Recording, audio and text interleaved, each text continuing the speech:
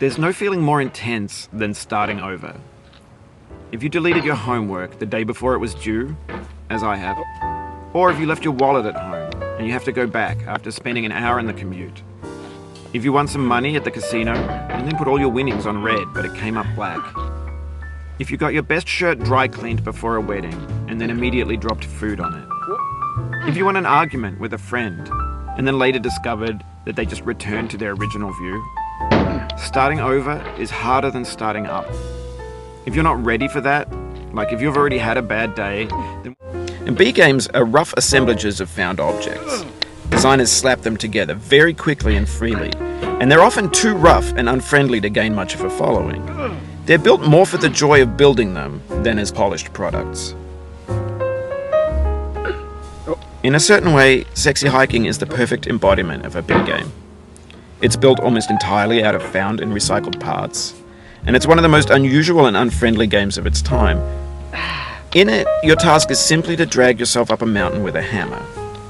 And that act of climbing, in the digital world or in real life, has certain essential properties that give the game its flavor. No amount of forward progress is guaranteed.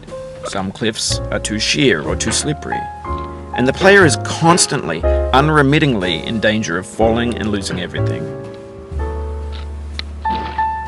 Anyway, when you start Sexy Hiking, you're standing next to this dead tree that blocks the way to the entire rest of the game. It might take you an hour to get over that tree, and a lot of people never got past it.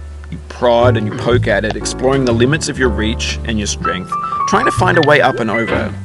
And there's a sense of truth in that lack of compromise. Most obstacles in video game worlds are fake. You can be completely confident in your ability to get through them once you have the correct method or the correct equipment or just by spending enough time. In that sense, every pixelated obstacle in Sexy Hiking is real.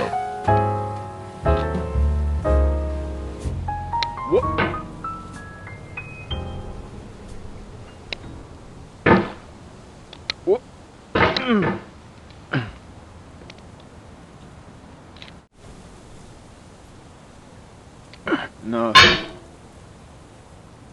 The obstacles in Sexy Hiking are unyielding, and that makes the game uniquely frustrating. But I'm not sure Jazuo intended to make a frustrating game. The frustration is just essential to the act of climbing, and it's authentic to the process of building a game about climbing. A funny thing happened to me as I was building this mountain. I'd have an idea for a new obstacle, and I'd build it, test it, and it would usually turn out to be unreasonably hard. But I couldn't bring myself to make it easier. It already felt like my inability to get past the new obstacle was my fault as a player rather than as a builder.